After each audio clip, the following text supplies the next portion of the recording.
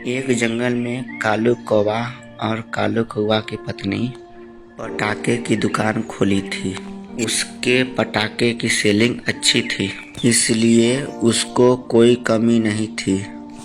कालू कौवा का बेटा नंदू कौवा दुकान के बगल जंगल में पटाखे फोड़ रहा था।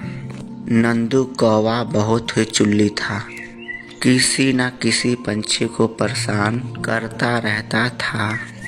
नंदू कौवा पटाखे ऊपर से फेंक देता और वो पटाखे कबूतर के घोंसले में जाकर गिरता और पटाखा ब्लास्ट हो जाता है।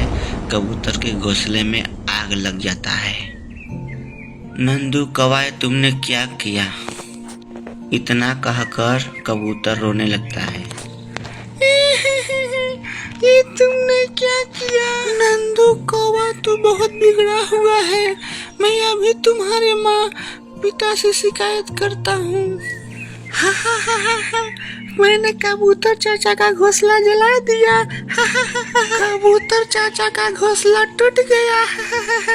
कबूतर वहां से उड़ता हुआ नंदू के मामा पिता के पास जाता है, जो पहले से ही नंदू कौवा के बारे में बातें कर रहे थे। कालू, मेरे बेटे नंदू बहुत तेज है।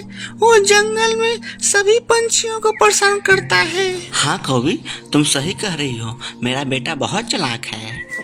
इतना कह ही रहा था तभी कबूतर आ जाता है। सुनो कालू, तुम्हारा बेटा नंदू मेरा घोंसला पटाखे फूटते फूटते जला दिया है। मेरा घोंसला जलाकर वह नाचता है। उसको समझा देना अपने बेटे को। ठीक है कबूतर, मैं अपने नंदू बेटा को समझा दूंगा। क्या समझाओगे तुम? जाओ मोटे कबूतर, अपना काम करो। तुमको किसने कहा था कि जहाँ मेरा बेटा पटाखा फोड़ेगा वहीं तुम घोंसला बनाकर रहना? मेरा बेटा तो पटाखा फोड़ेगा, तुम जाओ कहीं और घोंसला बनाकर रहो। रोते हुए कबूतर वहां से चला जाता है। आ जाते हैं लोग मुंह उठाकर मेरे बेटे की शिकायत लेकर। अगर दोबारा शिकायत लेकर आई तो उसके पंख में पटाखे बांधकर उसे फोड़ दूंगी। कबूतर उड़ता हुआ जा रहा था। पेड़ पर बैठा नंदू कौवा कबूतर को देखकर हंसता है और कहता है, जल गया कबूतर चाचा का घोंसला, जल गया। बोल गया कबूतर चाचा का घोंसला, बोल गया। मगर कबूतर कुछ बोले बिना वहां से चला जाता है। कुछ दिन गुजर जाते हैं, मगर नंदू कौवा पंछियों के घोंसले के पास ही पटाखे फोड़ता। वह कभी किसी को तंग करता तो कभी किसी को तंग करता। तोता तोती अपने घोंसले में बैठे थे।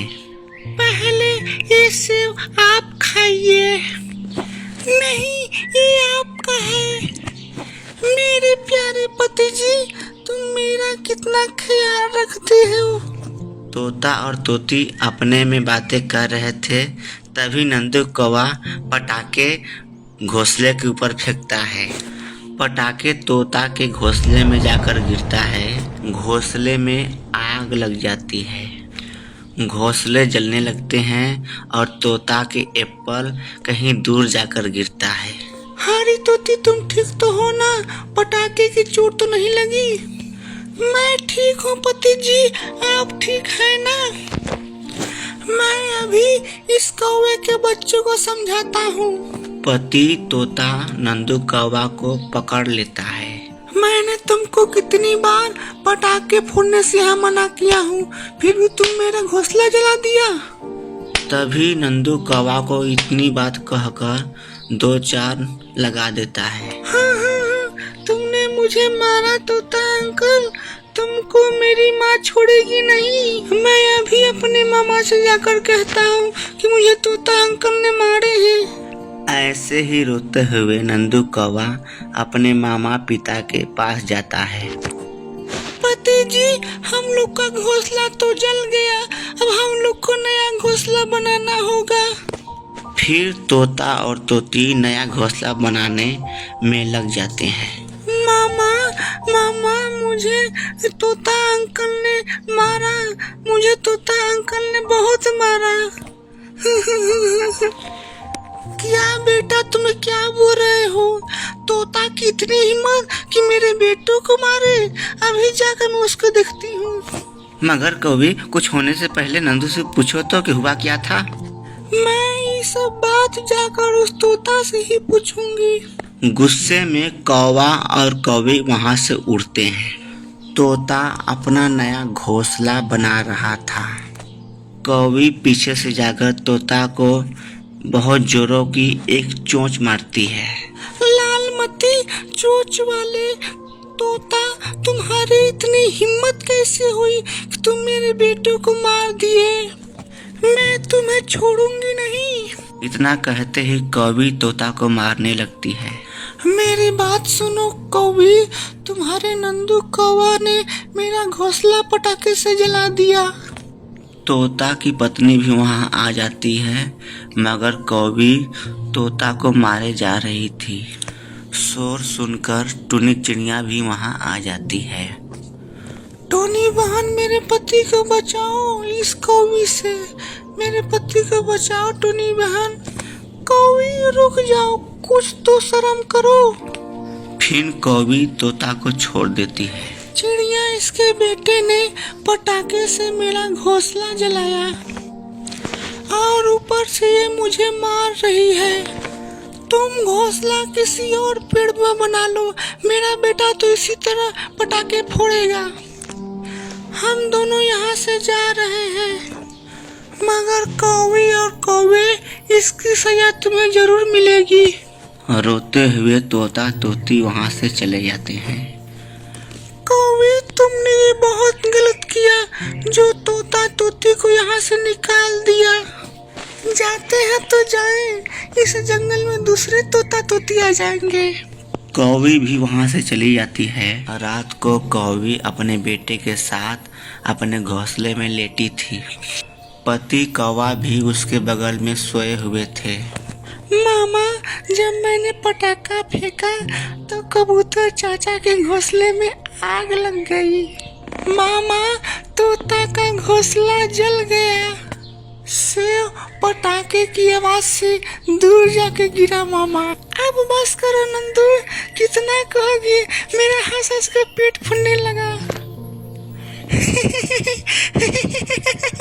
मामा, कल मैं बुलबुल का घोंसला भी पटाखे से अपने जला दूंगा।